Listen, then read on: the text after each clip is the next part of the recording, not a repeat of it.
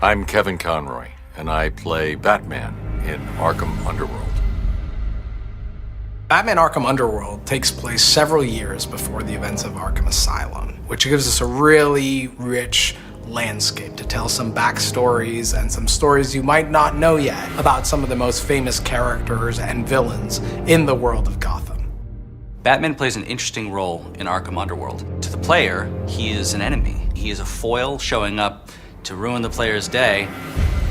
You're going back to Arkham. Batman isn't really trusted yet. He doesn't have a relationship with the police yet. He's not considered a hero as we consider him now. When you're casting Batman, there really isn't a lot of discussion. We just need to get Kevin Conroy. Give it up, Croc. You're going back to Arkham. This is the only time I've seen an instance where the player is actually the bad guy playing against Batman.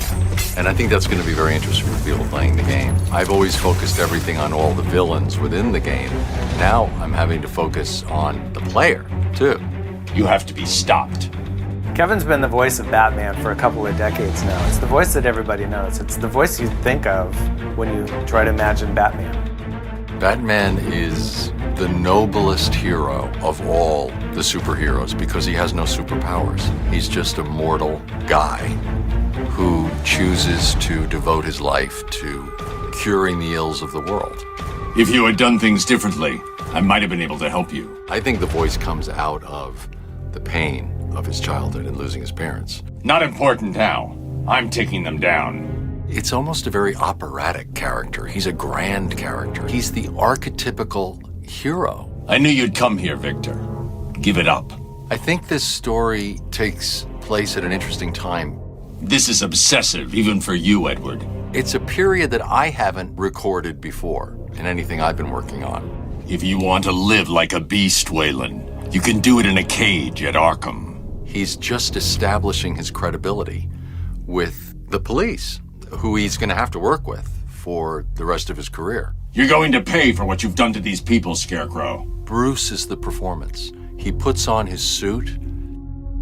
He puts on his suave demeanor. He puts on his sarcasm, his wealth, and he confronts the world.